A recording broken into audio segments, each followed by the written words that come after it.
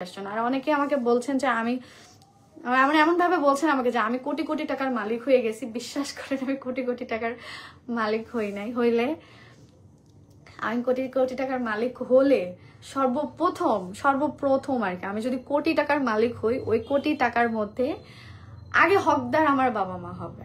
আমি আমার বাবা মাকে আগে ওই জায়গাতেই রাখবো। মাকে ভালো একটা কিছু করে দিব, বোনকে ভালো একটা কিছু করে দিব। এত কষ্ট করছে আমার বাবা মা, এখনো পরিশ্রম, এখনো চাইলে আমি বসিয়ে বাবা মাকে এতটুকু অ্যাবিলিটি হয়েছে যে বসিয়ে খাওয়াতে পারবো। বাট ওইটুকু পরিশ্রম করাইতে দিয়ে কারণে যে বসে থেকে খাওয়ার থেকে পরিশ্রম করে খাওয়ার মধ্যে নিজের একটা শান্তি আছে, ওই যে বললাম। এই কারণে আমার বাবা মা কিছু করতে চাইলে যতদিন পারে করবে, এটার জন্য আমি বাধা দিই না। বাবা মা সবাই পরিশ্রম করে। আর এটা কোটি কোটি টাকা হলে এর কারণে বুঝাইলাম যে কোটি টাকা হলে হয়তো আমার বাবাকে আমি একটা বড় একটা দোকান করে দিলাম, সেখানে একটা কর্মচারী রেখে দিলাম, আর বাবা বসে থেকে সেখানে একটা ইনকাম আনতে পারলো। ওই অ্যাবিলিটিটা আমার নাই, যেটা আমার ইচ্ছা আছে। আমার বাবার অনেক ইচ্ছা আছে নার্সিং বলছি, মানে একটা নার্সারি করবে। আমার বাবার ইচ্ছা, আমি ওই অ্যাবিলিটিটা আমার কিন্তু মানে এতটাও না যে মানে মানে এখনো পারি নাই আমি এখনো আনতে। যদি পারতাম তাহলে ফার্স্টে আমার বাবাকে আমি একটা নার্সারি করে দিব। আমার বোনের ইচ্ছা একটা পার্লার করবে, আমার বোনকে আমি একটা পার্লার করে দিতাম। অ্যান্ড আমার মায়ের অপারেশন তো অবভিয়াসলি এটা আমি এমনিও করবো, সেটা বলতেছি না, জাস্ট আমি বলতেছি আর কি, যে অনেক আগে আমি এই জিনিসগুলো করে করে ফেলতাম আসলে। তো এই আর কি। আর আমি যা কিছু করি আমার ফ্যামিলির জন্য, সবার জন্য, আমি বলি না, দেখাই না, এই আর কি। সো কোটি কোটি টাকার মালিক হইনি, প্লিজ কেউ ওইগুলো মনে করেন না। আমি কোটি টাকার মালিক হইলে কখনোই বলি না যে আমার অবস্থা এত খারাপ বা এভাবে চলছে, কখনোই এটা আমি বলবো না। আমার কাছে মনে হয় আমি যেভাবে আছি, আল্লাহর কাছে লাখ লাখ শুক্রিয়া, কোটি কোটি শুক্রিয়া যে আমি যে মেয়ে একটা, এই যে এই শালটা কিনতে গেলে আমাকে 1 কোটি বার ভাবতে হতো, সেই মেয়ে আজকে এরকম শাল অনেক স্টক করে আজকে বিজনেস করতে পারতেছে। এইটার যোগ্য আমি কিনা জানি না। এটা যদি আমার ভাগ্যে হয়ে থাকে তাহলে এরকম আপনারাও করতে পারবেন, যাদের ভাগ্যে আছে, বা পরিশ্রম করলে, কষ্ট করলে আপনারাও এরকম করতে পারবেন, আপনারাও এরকম জায়গাতে যেতে পারবেন।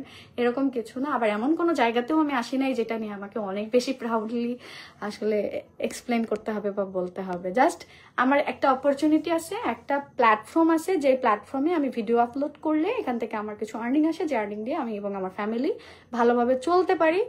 এটা হলো প্রথম এবং শেষ কথা, এর মাঝখানে আর কিছুই নাই। ফেমাসিটির কোনো প্রয়োজন নাই, যেই ফেমাসিটি আসলে দিন শেষে কোনো কাজেরই লাগে না, কোনো কাজেই হয় না, ওরকম ফেমাসিটি আমার কোনো প্রয়োজন নাই, কখনো নাই। অ্যান্ড ওইটার জন্য আমার কোনো ভিউ ব্যবসারও প্রয়োজন নাই। এনাফ ভিউ ব্যবসা বলতে গেলে যে আমি ভিডিও করি, আমার ভিউ হবে বা ভিউ হলে হবে, অ্যান্ড সেটা থেকে আমার যা আসবে আমি সেটাতে আলহামদুলিল্লাহ, ওটাতেই আমি অনেক খুশি। ঠিক আছে। অ্যান্ড আমি খুবই ফ্যামিলি একটা পার্সন থাকতে পছন্দ করি। অ্যান্ড সার্কেল কমানো দরকার এই কারণেই যে আগে যেরকম ছিলাম, একা সিঙ্গেল ছিলাম, এখন আমি সিঙ্গেল নাই। তো আমার সাথে আরেকটা মানুষ আছে, জড়িয়ে আছে। আমাকে এখন এক ধাপ সামনে দিতে হলে অবশ্যই আমাকে তার পারমিশন নিতে হবে। এটা তার হক, এটার হক তার আছে। ঠিক আছে।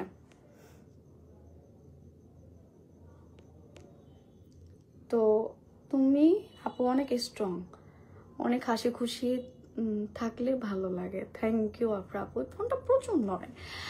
আচ্ছা তুমি অনেক কিউট। আচ্ছা তো এই হলো কথা। আমি খুব ছোট একটা মানুষ, দেখা যাচ্ছে যে আমি আরো একবার বলি, আমাকে অনেকে অনেক ভুল বুঝতেছেন, অনেকেই হয়তোবা। প্রথমত ভিউ ব্যবসা নিয়ে অনেক কথা বলতেছেন। আপু আমার বাবা নাই, নিজের শখ নিজেকে পূরণ করতে হয়। অবশ্যই নিজের শখ নিজেই পূরণ করবেন, এটার মধ্যে অনেক স্যাটিসফ্যাকশন আছে, এটার মধ্যে অনেক শান্তি আছে, এটার মধ্যে অনেক অনেক অনেক কিছু আছে আপু, আপনি হয়তো বা বুঝতে পারছেন না। তাই সারা বাংলাদেশের মানুষ পোস্ট করছে, কোনো সমস্যা নেই। স্মৃতি আপু পোস্ট করছে দেখেই ভিউ ব্যবসা হয়ে গেছে, এত খারাপ লাগছে বিষয়টা। শখের ডায়েরি, এই বিষয়টাতে আমরা না যাই। দেখেন আছে লাইফে, এরকম হয়, অনেক কিছুই হয়, থাক বাদ দেন এগুলো বিষয়, এগুলো নিয়ে আমরা আর কথা না বলি। লাইফে দেখবেন কি সবাই সবকিছু জায়গা থেকে ঠিক থাকবে। বাট আমি বিশ্বাস করেন, আমি জাস্ট একটা জিনিস আমার লাইফে যেটা আমি ডিসিশন নিছি, এটা আমি ডিসিশন নিয়েছি, বাট আমি অনেক বেহায় আসলে। হ্যাঁ, তো আমি অ্যাকচুয়ালি একটা ডিসিশন এমনিতে অনেক আগে থেকে এটা ভেবে রাখছি, অনেক আগে থেকে ভাবতেছি যে লাইফে যত একা থাকবেন, যত কম মানুষের সাথে মিশবেন, যত কম সার্কেল থাকবে আপনার, আপনি তত ভালো থাকবেন। সত্যি কথা, আপনি অনেক ভালো থাকবেন। কারণ দেখবেন কি আপনি যত মানুষের সাথে মিশবেন, যত ক্লোজ হবেন, যত ভালো সম্পর্ক করবেন, একটা সময় এটা না তিতা হবে, বা এমন একটা সময় আসবে যে দেখা যাচ্ছে যত ক্লোজ হবেন তত আপনি আপনার কথাগুলো শেয়ার করবেন, আপনার আবেগের কথা শেয়ার করবেন, উইক পয়েন্টগুলো শেয়ার করবেন, আপনি আপনার মানে আপনি কিন্তু বিশ্বাস করেই শেয়ার করবেন, কিন্তু বিশ্বাসের মর্যাদা কিন্তু সবাই দিতে জানে না, সবাই দিতে পারে না। তো দিন শেষে হয় কি, কোনো না কোনো ভাবে কষ্ট পেতে হয়, বা সেই মানুষের কাছ থেকে বদনামের শিকার হতে হয়। সেই মানুষ আপনার কাছ থেকে দূরে যাওয়ার পরে দেখবেন যে আপনাকে মানে এমন ভাবে ট্রিট করছে বা আপনার সাথে এমন বিহেভ করতেছে যে আপনি না জানি কি থেকে কি